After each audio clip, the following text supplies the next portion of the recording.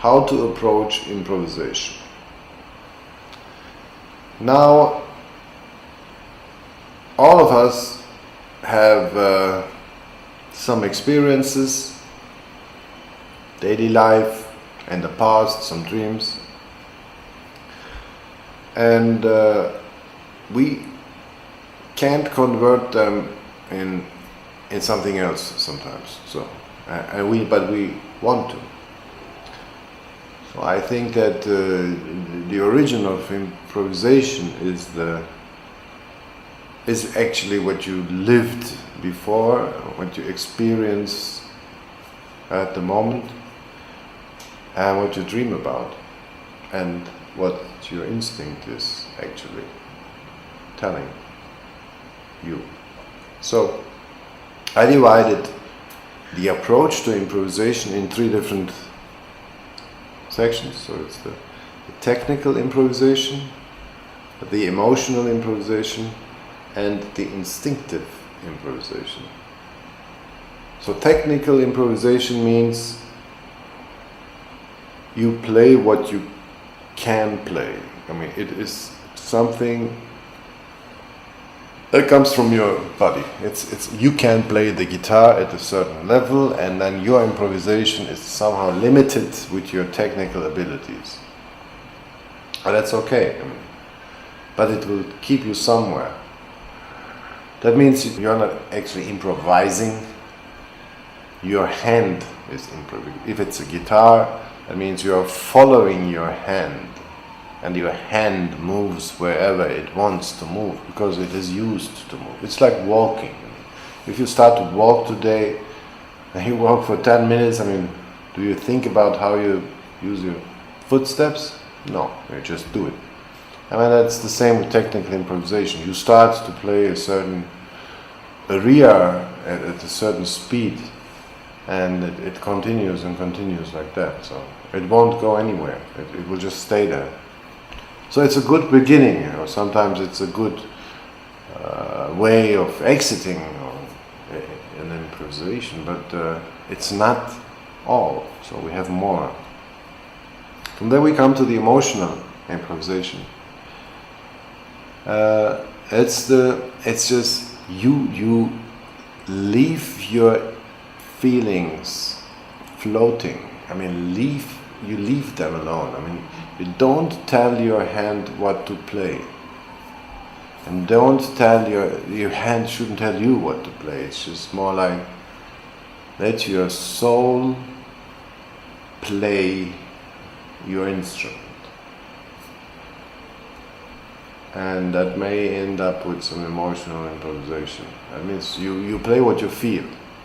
You don't play what you can play. You play maybe less. And from there we come to the instinctive improvisation, which is actually, I don't know what it is really, but well, basically that's a joke, a small joke. Of course it is the moment when you don't know who's really doing what. I mean, when you just got lost, and that's good. That's the moment when you start to make something new maybe.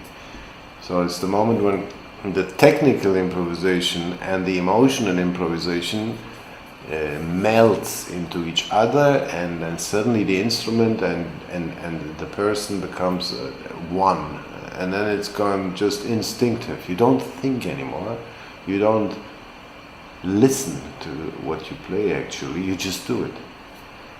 And it takes some time to reach this moment, so you need to have an intro and you need to have a certain structure to reach that point.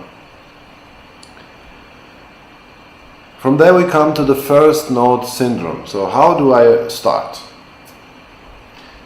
Well, I think that the most important thing on starting an improvisation is to listen to the environment.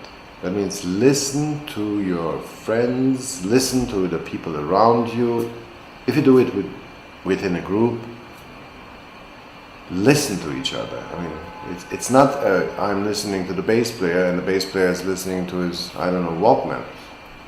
It's more about I'm listening to the bass player is listening to me, the drummer is listening to us, everybody is listening to each other. That means there's a serious tension of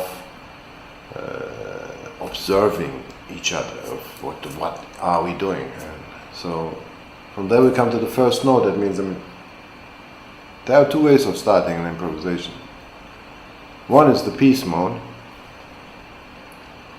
That means that you just say hello. How do you say hello to somebody that you don't know? You say hello. There's a certain amount of harmony, yes? And the second mode of an improvisation is the war mode. That is like, do you have enemies, yes? I don't use that mode quite often, but it's more like everybody's starting to beat each other. And this is very often used in improvisation sessions. But that's actually not a way of starting an improvisation that I use often. I prefer the peaceful way of doing it. That means I prefer harmony. Now when we listen to the environment, yes, there's a certain amount of, and we spoke about the tension between each other because we're listening to each other. And then we have to leave the tension. We have to release it, okay? Let the tension go. That means that somebody has to start to play the game.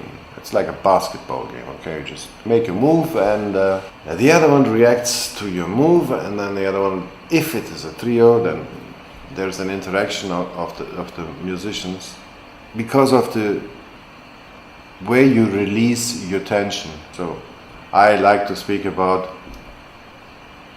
tension of creation. Of course, there's a certain amount of coincidence transformation within this interactions you use to go to new places, yeah, to find new sounds.